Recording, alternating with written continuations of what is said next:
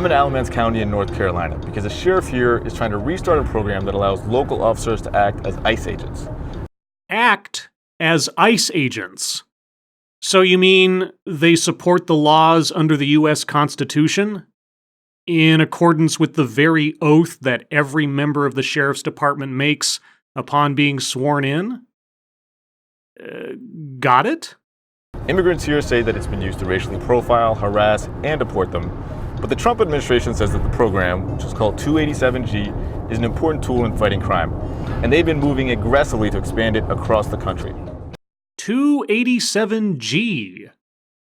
Section 287G of the U.S. Immigration and Nationality Act authorizes the Department of Homeland Security, DHS, to deputize selected state and local law enforcement officers to enforce federal immigration law.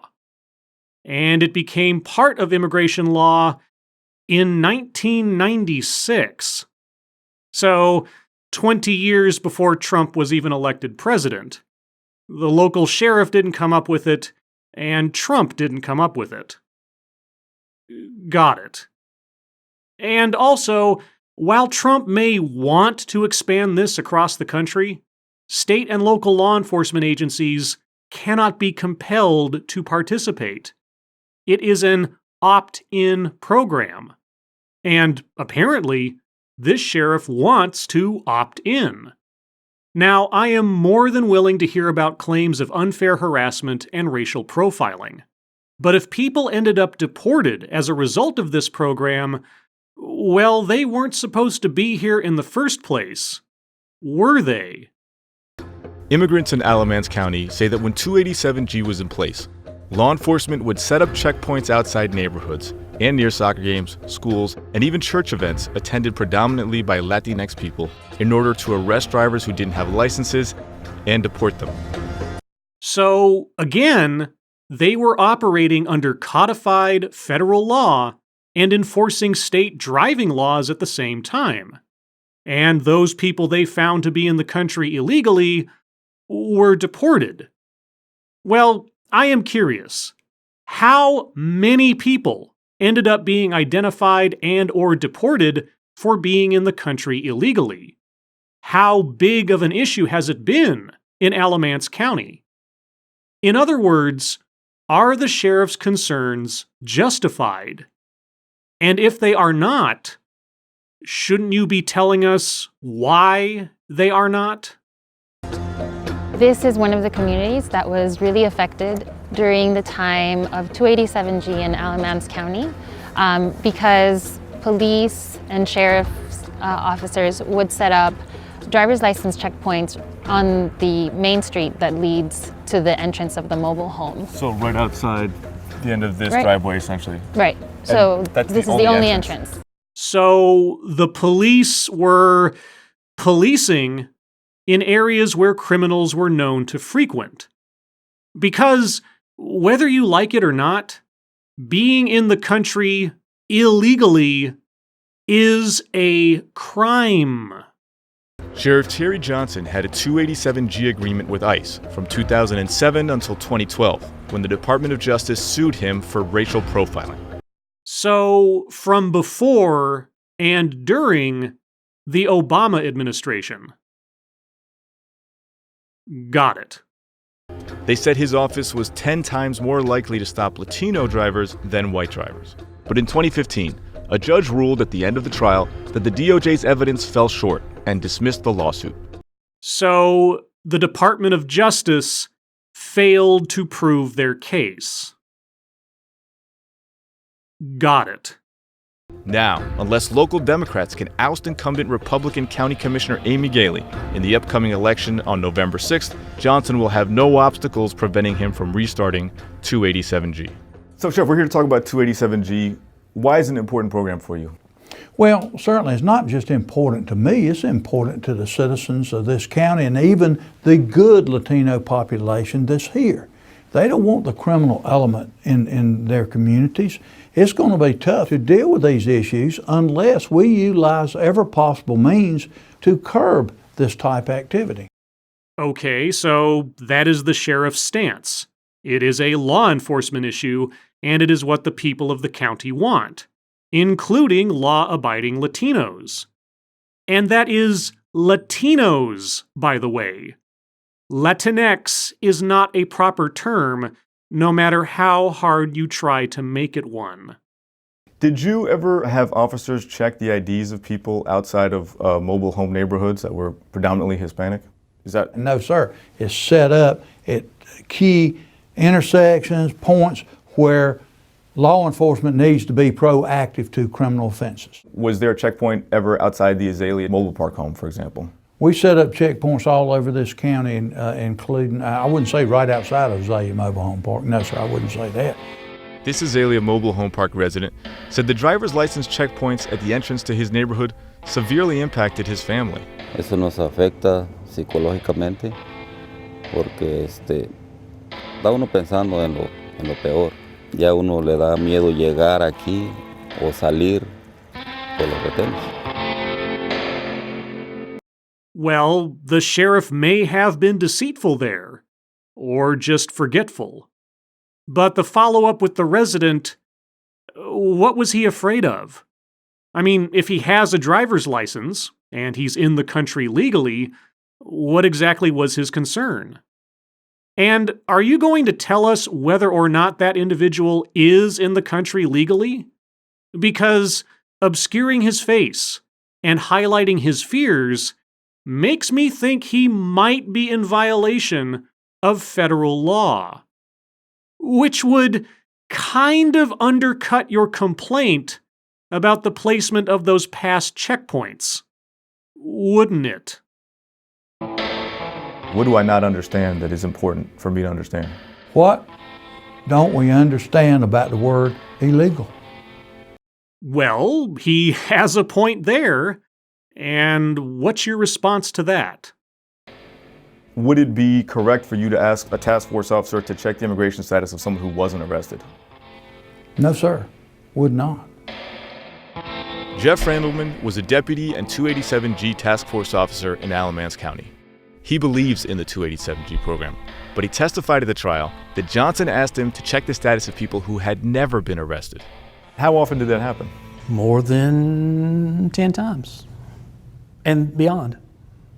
I just can't really put a number on it. So he would give you someone's social security number and say, could you run this? County employees, they obtained names through county enlist if they sounded Hispanic or what's the word I'm looking for? Sounded Hispanic. If someone worked for the county and they had a Hispanic sounding name, the sheriff would ask you to run their name to check if they were here legally? Well, yes. I was given a list of names. I must be missing something. It is neither illegal or improper for officials deputized by ICE to check someone's immigration status, and it is certainly not improper if an employer is checking on an employee. There is an e-verify system in place exactly for that purpose. Because employing illegal immigrants is, well, against the law. So I'm not sure why the sheriff would deny such a thing ever took place. Unless in the context of our speaker's question, the sheriff was only thinking about regular residents interacting with the police, not those working for county government.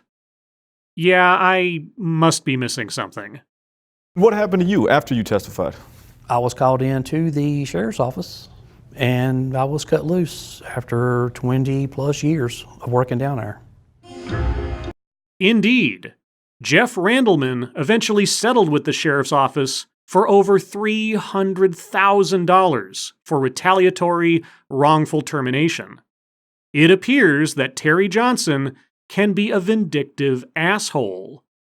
But that fact neither makes what Randleman says true, nor does it make what the sheriff's office has done, in regards to law enforcement, illegal.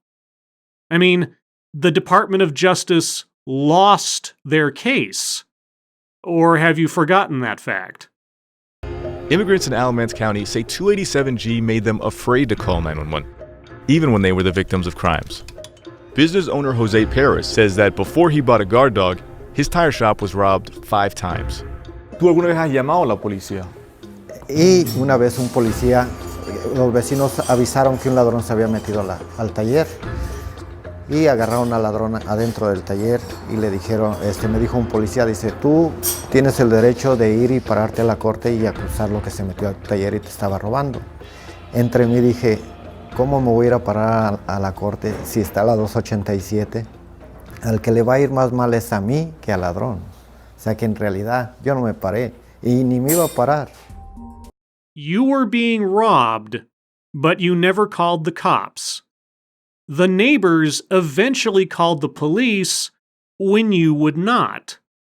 The officer told you you had the right to testify against the robber, but you chose not to because of 287G. Well, why should 287G worry you? Unless you are in the country illegally? Either way, you chose not to help bring the criminal to justice, risking their going out and victimizing others again, including yourself. I'm sorry. Am I supposed to feel sorry for this man? If you're fearful of being deported, you're going to be less likely to report crimes if you're a victim or if you're a witness. So you might have an actual increase in crime that's going to go unreported, and ironically, it makes communities less safe. So, having people in your community who are in the country illegally, who both defy federal law and thus disincentivize themselves from reporting crimes to authorities, people like that make communities less safe. Got it. Michael Kuhn studied the effects of 287G in Frederick County, Maryland. ICE currently has agreements with 78 law enforcement agencies in 20 states. What sorts of reasons would lead a law enforcement agency to adopt the program? I think it's being adopted because sheriffs are elected, right? Right. And so they're trying to create a monster for them to thwart. So, elected sheriffs are making up the presence of illegal immigrants in their communities in order to justify their having been voted into office. All right. What are the arrest and/or deportation numbers as pertains to those places that participate or have participated in 287G? I mean, if there is no justification for it, you can show us its ineffectiveness. Can't you? Do you worry that Latino people won't call the police and won't report crime so that more criminals will get away with crime? We have them come in this office every day reporting crimes that we know are illegal. Some of my friends that runs restaurants here are Latino and they're here illegally. I know it. I could care less if they're here illegally as long as they don't come in here and prey victim on the citizens with other crimes. I can tell you that right now. Huh. So, this sheriff only makes use of 287G if someone is arrested for a crime in addition to being here illegally. That is an interesting claim, if true. Johnson says he's not interested in deporting people who haven't committed crimes. But Alamance County resident Edith Santos says she was pressured into signing deportation papers even though she had a visa. She was stopped at a checkpoint while driving without a license. So she was arrested for breaking the law. She was driving without a license, a crime that anyone can be arrested for. And so, I know this is a crazy question, but did the terms of her visa say anything about being arrested for a crime while residing in the U.S.? Because a visa does not indemnify you from the consequences of breaking the law. It just means you are a conditional guest here. Can I have any hope that our speaker might answer that question? Me llevaron a la cárcel. Cuando yo llegué allá, mi esposo ya estaba allá, él ya había pagado la fianza. Y me dijo el policía, bueno, tú ya te puedes ir. Solo ve con esta otra policía, me dice, y ya cuando llegues con ella, ya te va a entregar tus cosas, te va a tomar las huellas y ya te puedes ir. Pero esa policía lo que hizo es que le hizo señas a otra persona. Y ya vino esa otra policía y me llevó con él. Ya cuando me llevó yo me di cuenta que eran los de inmigración. Que en medio de mi pasaporte que yo les había dado, iba mi permiso, que ya estaba aprobado mi permiso de mi visa. Ahí me detuvieron un buen rato, esto fueron como más de 4 horas. Tenían unos papeles ahí y me decían, ahora tienes que firmarlo. Y estaban como bien enojados conmigo porque yo no lo quería firmar. ¿Alguna vez supiste qué papeles querían que tú firmaras? Bueno, sí, yo supe que era la deportación que querían que yo firmara. And was that because her driving without a license violated the terms of her visa by any chance? If she has been unfairly treated, why are you not providing us more details? Ando buscando una foto específica, pero no la hallo. Alamance County holds local elections on November 6th. So you're just going to let that story drop? I mean, she obviously hasn't been deported, or at least not yet, so yeah, I'm very confused. It's almost like our correspondent is leaving out relevant information or something. Amy Galey, the Republican chair of the County Board of Commissioners, supports 287G. And if she's reelected, it's unlikely the board will stop Sheriff Johnson from rejoining the program. I know the sheriff, and I know that his commitment to fighting crime is enormous. He loves the people of this county, all of them, no matter what their ethnic or racial origin. Based on your personal relationship with him, you feel confident that he hasn't targeted anyone? Absolutely. And that's more based on your personal relationship with him than looking at the facts that DOJ presented in the lawsuit? Yeah. The Department of Justice lost their lawsuit. They lacked the evidence to prove their case in court. So, why should she hold against the sheriff allegations that went unproven, personal relationship or not? Or is our correspondent in favor of holding people to account on the basis of suspicion alone? Because I could have sworn he's been arguing for the opposite, given his accusations against the sheriff's motives. Because I haven't really looked at those facts very closely. And why not? Because it's a long time ago. It's quite a long time ago. 2012 wasn't that long ago. Well, 2007 was. Right, the lawsuit was in 2012. Yeah. Yeah, I will grant you that. She is uninformed and oddly honest to a mildly cringy degree. So she's only halfway towards being a real politician. If I was in your position, the DOJ brought a very serious lawsuit against the sheriff of my town. I might want to know, well, what evidence did they present? But you're saying that you don't want to know, or you're not interested. I'm saying I don't want to know. I'm saying I haven't looked into it to that detail. Okay. Okay! She cannot comment on what she doesn't know about, obviously. But she also might not care, and that is entirely her prerogative. The DOJ lost their case. Or are we just meant to assume that the allegations alone are proof of wrongdoing? With everything that Sheriff Johnson has been through, the risk or the worry that he is going to abuse his power, knowing that the world is going to be watching him to make sure that he does everything correctly, is incredibly minimal. Maybe, maybe not. I guess we'll just have to wait and see. What about the program makes it vulnerable to abuse? I know what a person can be arrested for. And I'm not making any accusations here. But could you go out and arrest somebody for something that they really didn't do and bring them in just to get them into 287G or get them before immigration? I guess that's possible.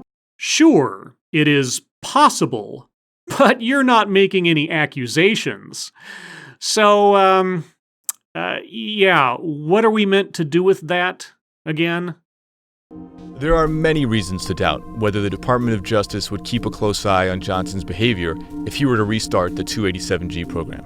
In April, Attorney General Jeff Sessions introduced the zero tolerance policy that resulted in family separations at the border. We're going to step up our efforts to achieve zero tolerance and zero releases and 100% prosecution. And President Donald Trump has used anti-immigrant rhetoric since the moment he announced he was running for office. Anti-immigrant or anti-illegal immigrant? You know, I am always fascinated how people these days conflate two different categories as being a singular demographic, ignoring that one group followed the law and the other group broke the law. And if the Trump administration was truly anti-immigrant, why is it that the number of new citizens in this country has reached record numbers of late? I mean, seriously, there is plenty to legitimately criticize Trump over. But dodgy semantics and the ignoring of basic facts is not the basis of a good argument here. When Mexico sends its people, they're not sending their best. They're sending people that have lots of problems. They're bringing drugs, they're bringing crime, they're rapists, and some, I assume, are good people. Yup, Trump is an asshole and a horrific dunderhead when it comes to even basic diplomacy and political speech. He said a lot of stupid things on the campaign trail. But, I hate to tell you this, that does not make what the sheriff of Alamance County is doing illegal. Nor does it make the Department of Justice's failed lawsuit suddenly unfailed.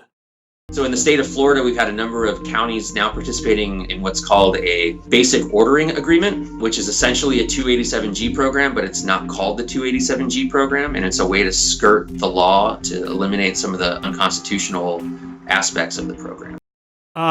Sorry, this is the first I'm hearing of this. How is 287G unconstitutional? It has been a part of federal law since 1996. I mean, is there a lawsuit, an argument against its constitutionality that you've just failed to mention? And so what you're going to probably see over the next several months and years is more of these programs going into effect that are 287G under another name. And so, are such programs themselves illegal? If local entities are upholding federal laws of their own accord, or at the very least detaining people suspected of violating federal laws in order to turn them over to federal authorities, is that illegal? Or somehow morally incorrect? I must be missing something. Despite the challenges of living in a country that can seem determined to kick her out, Santos says she has no regrets. She doesn't regret driving without a license and risking her visa status. So, we can expect that she will continue to break the law in the future. Got it. Aquí tenía 8 días de haber llegado aquí a Estados Unidos. ¿Estabas embarazada? Sí, estaba yo embarazada, tenía yo ya 7 meses de embarazo y mi niña de 3 años. Demoré 1 semana en el desierto, demoramos 3 días sin comer y sin tomar agua en el desierto para llegar aquí. Y lo volvería a hacer.